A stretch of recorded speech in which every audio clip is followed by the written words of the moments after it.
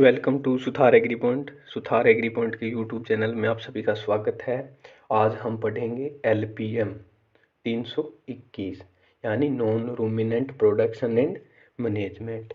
इसमें क्या रहेगा, इसमें सिर्फ दो ही चीज़ों के बारे में पढ़ना है। एक तो मुर्गियों के बारे में, दूसरा पिग्स के बारे में यानी सूअरों के बारे में।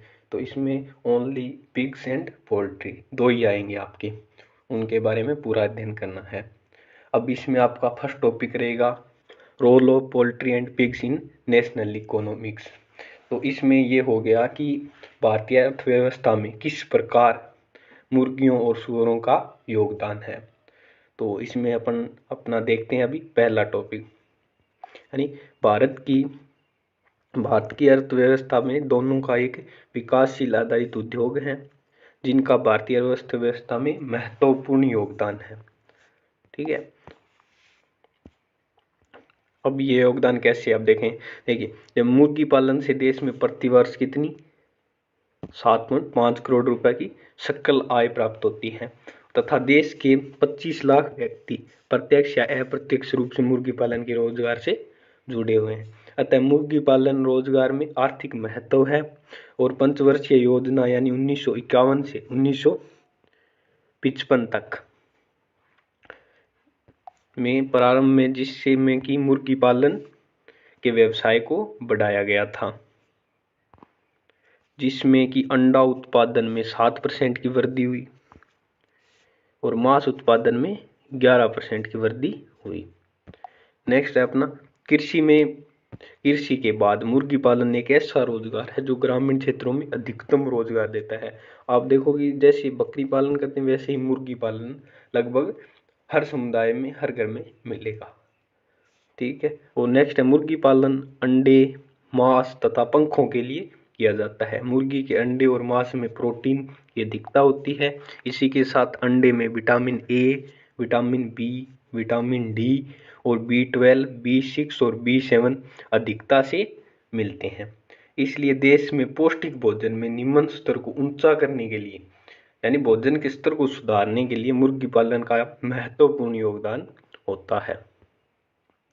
ठीक है, नेक्स्ट देखते हैं भारत में प्रति व्यक्ति प्रति वर्ष अंडों की खपत कितनी है 33 और भारत में प्रति वर्ष मांस की खपत कितनी है 917 ग्राम।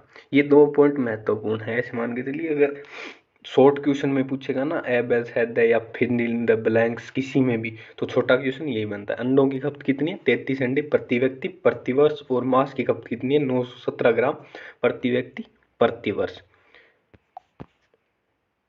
जबकि नेशनल इंस्टीट्यूट ऑफ न्यूट्रिशन ने अनुसंधान किया कि भारत में 180 अंडे प्रति व्यक्ति और 9 kg मांस प्रति व्यक्ति प्रति वर्ष खपत होना चाहिए, जबकि अपने यहाँ पे कम है, इससे बहुत ज़्यादा कम है। तो इस हिसाब से भारत में मुर्गी उत्पादन बहुत कम है। पूरे देश में एक समान मुर्गी उत्पादन न होकर असंतुलित है उत्पादन है और क्षेत्रों में विभाजित है। जैसे राजस्थान में अजमेर में सबसे ज़्यादा अंडा उत्पादन होता है, इसलिए अजमेर को क्या कहते हैं अंडों की टोकरी। ठीक है, ऐसे ही भारत में भी पोल्ट्री उत्पादन का चयन इसलिए करते हैं कि पोल्ट्री व्यवसाय में आरंभ करने के लिए बहुत कम पूंजी की आवश्यकता होती है, इसलिए लोग इसे ज़्यादा अपनाते हैं। पोल्ट्री में व्यवसाय से जल्दी और अच्छा लाभ मिलता है।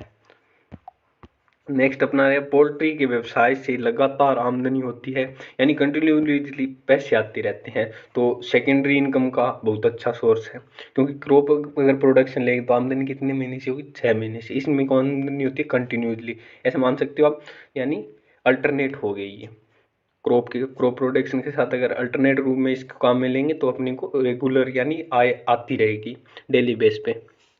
तो बहुत अच्छा है और यह कम स्थान घेरती है, बहुत कम स्थान की आवश्यकता होती है। यह किसान की आय को स्थायित्व प्रदान करती है।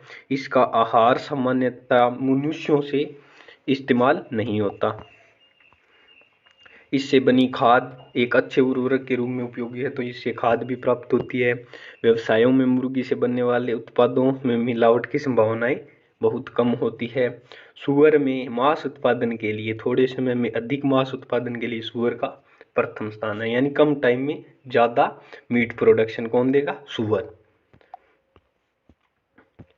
यानी 1 केजी मांस उत्पादन के लिए गाय या भैंस में 10 से 20 केजी दाना देना पड़ता है, जबकि सुअर में 1 केजी मांस उत्पादन के लिए 4 से 5 केजी दाना देना पड़ता है। तो अब इसमें कहीं ना कहीं यहाँ पे कम लागत में ज़्यादा मुनाफा होगा, इसलिए सुअर पालन करते हैं।